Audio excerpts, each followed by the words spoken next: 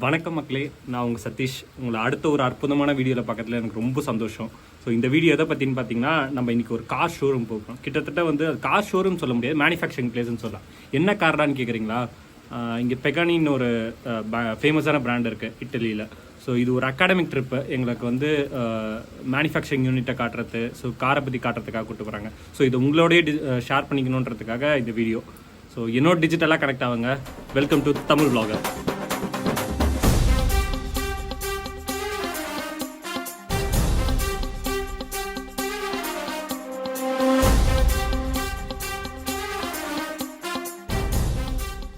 இப்போ டைம் கிட்டத்தட்ட 6 o'clock ஆகுது. நமக்கு 6:30க்கு வந்து பஸ் இருக்குது. மழை வேறு செமையாக பெய்யுதுங்க. இங்கே பாருங்களேன், உங்களுக்கு தெரியுதான்னு தெரில, செம மழை. டெம்பரேச்சர் கிட்டத்தட்ட 4 டிகிரி கிட்ட இருக்குது. இன்னும் ஒரு 1/2 மணி நேரம் தான் இருக்குது. நம்ம அங்கே போயிட்டு நான் உங்களுக்கு கனெக்ட் பண்ணுறேன். பஸ்ஸுக்கு தான் அங்கே போயிட்டுருக்கேன். அடிக்கிற குளிருக்கு செமையாக இருக்குது. சூப்பர் எக்ஸ்பீரியன்ஸ் நிஜமாலே. நீங்கள் பார்க்குறீங்களா, அடிக்கிற குளிருக்கு மழைக்கும் சூப்பராக இருக்கு.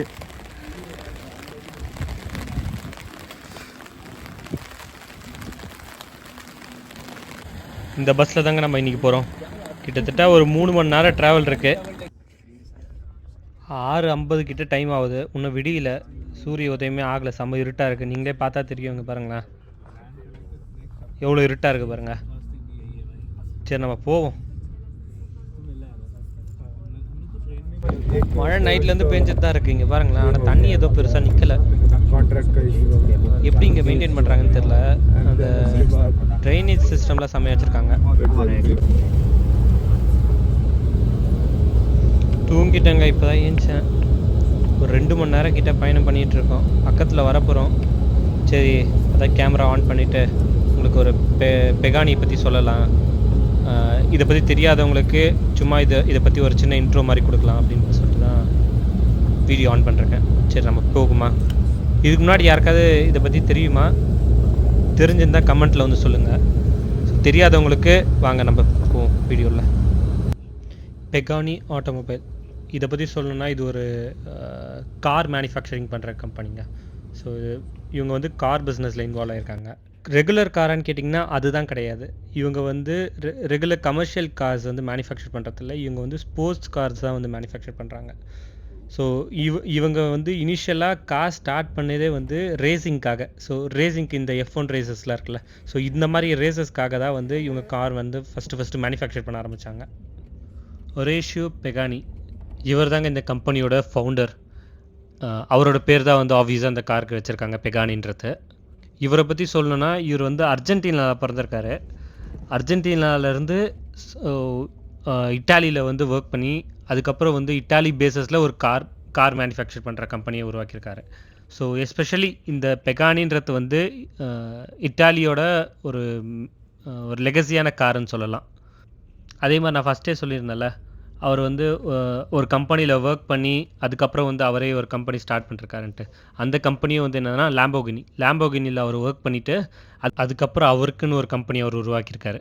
இதாங்க ஒரு அவுட்லைன் மாதிரி கொடுத்துருக்கேன். நம்ம பேலன்ஸ் உள்ளே போய் பார்ப்போம். ஏன்னா பக்கத்தில் வந்தாச்சுங்க. நான் உள்ளே வரும்போது வீடியோ எடுக்கல. நான் ப்ரொஃபஸர்ஸ் கிட்ட ஒரு தடவை கன்ஃபர்மேஷன் கேட்டு வீடியோ எடுத்துக்கலாமான்னு கேட்டேன். அவர் ஓகேன்ட்டார். முன்னாடி போகிறார் பாருங்க, அவர் தான் எங்கள் ப்ரொஃபஸர். உள்ளே வந்த உடனே இது மாதிரி மினியேச்சர்ஸ் வச்சுருந்தாங்க. மினியேச்சர் ப்ராஜெக்ட்ஸ் மாதிரிலாம் வச்சுருந்தாங்க. இது என்னதுன்னு கேட்டிங்கன்னா, எரோஷியஸ் பெகானி இருக்கார்ல, அவர் காலேஜ் டைமில் ஸ்கூல் டைம்ஸில் பண்ண ப்ராஜெக்ட்ஸ் தான். ஸோ உள்ளே என்ட்ரன்ஸில் வந்தோடனே அவர் சின்ன வயசுலேருந்து பண்ண மாதிரியான ப்ராஜெக்ட்ஸ்லாம் வந்து வச்சுருக்காங்க. பாருங்களேன். ஸோ இந்த காரோட ஃப்ரேம்ஸ் இருக்குல்ல, இதெல்லாம் வந்து அவர் காலேஜ் டைமில் பண்ணாங்களாம்.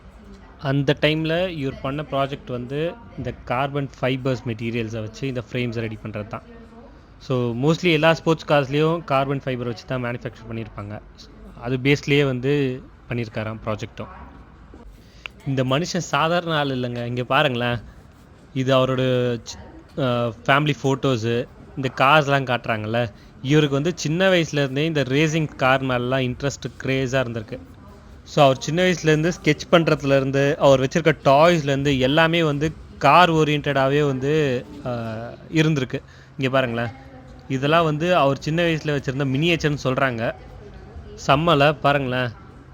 இதுலேருந்து நமக்கு தெரியுது சின்ன வயசுலேருந்து பசங்களுக்கு நம்ம எதை காட்டி வளர்க்குறோமோ இல்லை எந்த விஷயத்தை பற்றி சொல்கிறோமோ அது அவங்க மைண்டில் ஏறிடுன்றது. இங்கே பாருங்கள், இவர் இனிஷியலாக வந்து இன்ஜினியரிங் தான் ஜாயின் பண்ணியிருக்காராம். ஸோ அதுக்கப்புறம் அதுலேருந்து குவிட் பண்ணிவிட்டு ஆர்ட்ஸ் ஓரியன்டாக, அதாவது வெறும் இன்ஜினியரிங் மட்டுமே அவருக்கு பிடிக்கலையா. ஸோ இன்ஜினியரிங் ப்ளஸ் டிசைன் இது ஓரியன்டாக இருக்க மாதிரி நிறைய கோர்சஸ் வந்து ட்ரை பண்ணிவிட்டு ஃபைனலாக ஒரு கோர்ஸ் எடுத்து பண்ணியிருக்காரு. அந்த டைமில் பண்ண ப்ராஜெக்ட் ஒர்க்ஸ் தான் இதெல்லாம்.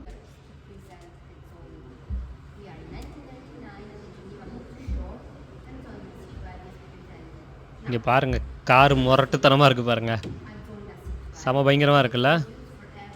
இது நீங்கள் அப்படியே ஒரு வியூ பார்த்துருங்களேன் ஃபுல்லாக. இந்த ஃப்ரேம் டிசைன்ஸு, வீலு செமையாக இருக்குல்ல. நான் இது வரைக்கும் இந்த மாதிரி ஸ்போர்ட்ஸ் கார் பார்த்ததில்ல. நான் இந்தியாவில் இருக்கும்போதும் இந்த மாதிரி கார்ஸ்லாம் பார்த்ததில்ல. இதான் இங்கே வந்து தான் ஃபர்ஸ்ட் டைம். செம எக்ஸ்பீரியன்ஸ். இங்கே பாருங்கள், இந்த கார் வந்து கார் ரேஸில் இன்வால்வ் ஆகிருக்குன்னு சொல்கிறாங்க. அதாவது F1ல் இந்த கார் வந்து பார்ட்டிசிபேட் பண்ணியிருக்குன்னு சொல்கிறாங்க. சூப்பராக இருக்குல்ல. இது எல்லாமே ஹேண்ட்மேட் கார்ஸுங்க. இந்த மெட்டீரியல்லாம் இருக்குல்ல, இதெல்லாம் வந்து ஃபைபர் காம்பனன்ட் மெட்டீரியல்ஸ்னால இருக்குது. நான் ஃபஸ்ட்டே சொன்ன மாதிரி எல்லா ஸ்போர்ட்ஸ் கார்ஸ்லேயும் அதில் தான் பண்ணியிருப்பாங்க. ஆனால் இந்த மாதிரி ஸ்போர்ட்ஸ் கார்ஸில் ஒரு ஸ்பெஷலான திங் இருக்குது. அதாவது இவங்க பெகானி ஸ்பெஷலாக என்ன பண்ணுறாங்க நான் சொல்கிறேன். செம்ம இன்ட்ரெஸ்டிங்காக இருந்தது எனக்கு கேட்கும் போது. நான் உங்களுக்கு அதை ஃபோட்டோஸோட பக்கத்தில் போட்டு உங்களுக்கு காட்டுறேன். நீங்கள் ஃபஸ்ட்டு அதுக்கு முன்னாடி ஒரு தடவை அந்த காரை பார்த்துருங்க.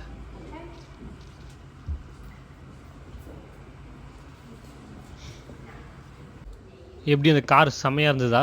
இங்கே பாருங்கள், அப்படியே அவரோட அவர் பார்ட்டிசிபேட் பண்ண கார்ஸோட டீட்டெயில்ஸு, அந்த லெகசி எல்லாம் வந்து இங்கே மெமரிஸ் மாதிரி வச்சு காமிச்சிருக்காங்க. நல்லா இருக்கா? அடுத்த கார் பாருங்கள், இது ஜோண்டா இந்த காரோட நேமு. பயங்கரமாக இருக்கா? சரி, நான் ஃபஸ்ட்டே சொல்லியிருந்தேன்ல, அப்படியே காரை பார்த்துக்கிட்டே கேளுங்களேன் கதையை. இதில் இன்ட்ரெஸ்டிங்கான விஷயம் என்னென்னா, இந்த காரில் வர காம்போனன்ட்ஸ் இருக்குது பாருங்கள். ஃபார் எக்ஸாம்பிள் ஸ்டியரிங்கோ இல்லை ஏதாச்சும் ஒரு காம்போனன்ட் எடுத்துக்கோங்களேன். அந்த காம்போனண்ட்டை யூஸ்வலாக மற்ற கார்ஸ் கம்பெனிஸில் எப்படி மேனுஃபேக்சர் பண்ணுவாங்கன்னா, ஒரு கேஸ்டிங் ப்ராசஸ் மூலமாக, அதாவது மெட்டலை உருக்கி அதை இன்ஜெக்ட் பண்ணி, ஒரு மோல்டை இன்ஜெக்ட் பண்ணி அந்த காம்போனன்ட் டிசைர் ஷேப்பை வந்து நம்ம கொண்டு வருவாங்க.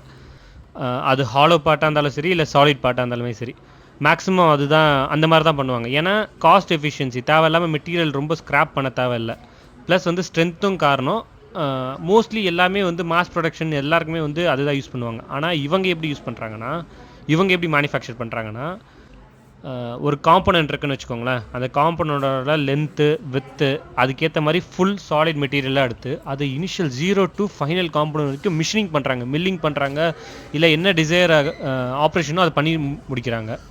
இது எனக்கு ரொம்ப புதுசாக இருந்ததுங்க நிஜமாலே. இங்கே பாருங்கள், இந்த கார் எப்படி இருக்குது, சூப்பராக இருக்குல்ல. செம்ம கலரு, அந்த ஃப்ரேமோட டிசைன்ஸு எல்லாமே சூப்பராக இருக்குது பாருங்கள் பார்க்கவே.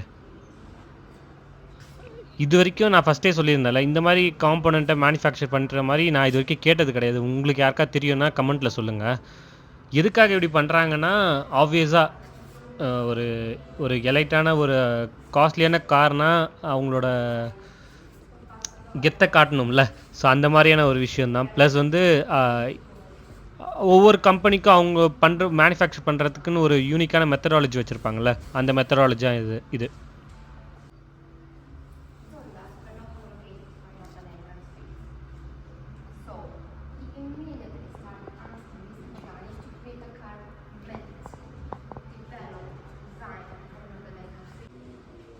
இங்கே பார்த்தீங்களா இந்த போஸ்டர்ஸ்லாம், இது வந்து F1 கார் ரேசஸில் இவங்களோட கார் வந்து ரீச் பண்ண ரெக்கார்ட்ஸு, அதெல்லாம் வந்து போஸ்டர்ஸு, அந்த ரெக்கார்ட்ஸ் எல்லாம் வந்து வச்சுருக்காங்க பாருங்க.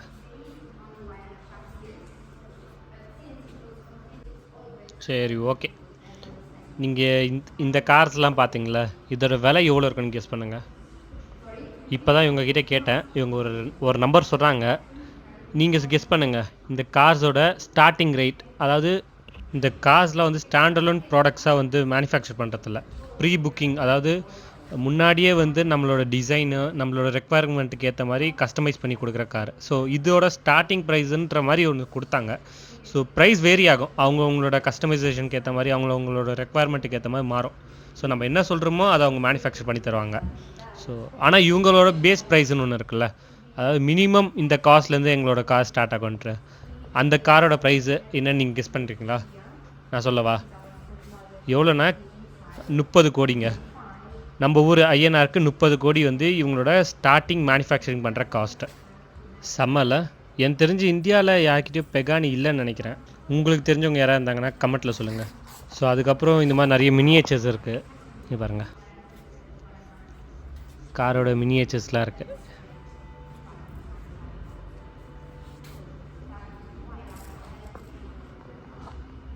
ஒரிஜினல் கார்ஸோட அப்படியே அதோட மினியேச்சராக ரெடி பண்ணி வச்சுருக்காங்க. உள்ளே யூஸ் பண்ணுற இன்ஜின்ஸோட ப்ராசஸ் எப்படி ஒர்க் ஆகுது, ப்ளஸ் அதோட டெமோ காம்போனண்ட்டு அந்த மாதிரிலாம் வச்சுருக்காங்க. பாருங்கள், செமையாக இருக்கா? பாருங்களேன், மெட்டீரியல்ஸ்லாம் பயங்கரமாக இருக்குது.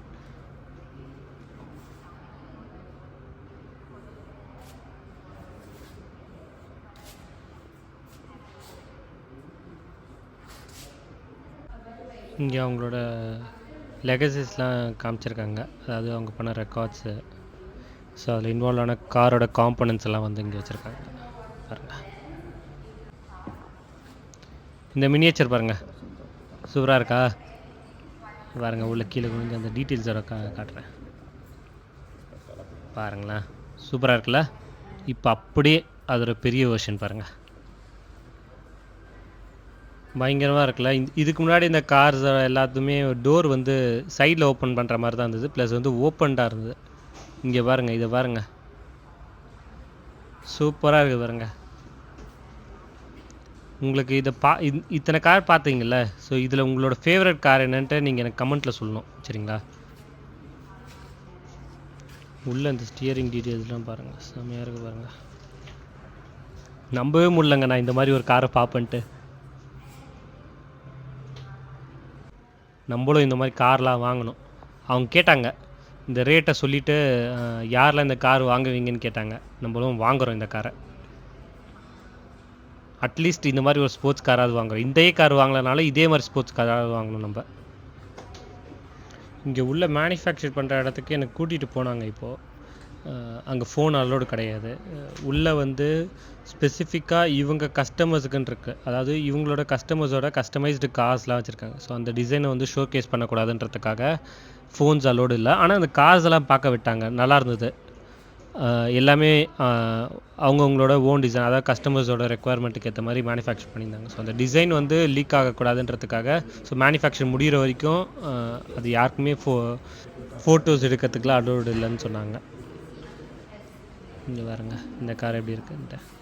ஸோ இந்த கார்ஸ்லாம் பார்க்குறீங்களா, இதோட மினிமம் மேனுஃபேக்சரிங் பண்ணுற டைம்லைன்ஸ் கிட்டத்தட்ட வந்து 6 to 8 months. இது வந்து மினிமம் டைமு.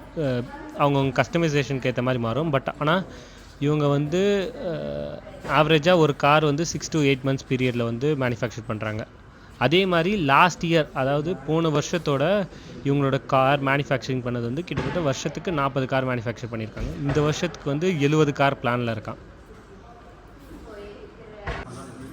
ஃபைனலாக ஒரு ஓவர் வியூங்க, இங்கே பார்த்துருங்க நீங்கள். சூப்பராக இருக்கா? ஒரு காரும் பயங்கரமாக இருக்குங்க. எனக்கு மறக்காமல் உங்களோட ஃபேவரட் கார் எதுன்ட்டு கமெண்ட்டில் சொல்லுங்கள். உங்களுக்கு இந்த வீடியோ பிடிச்சிருக்குன்னு நினைக்கிறேன்.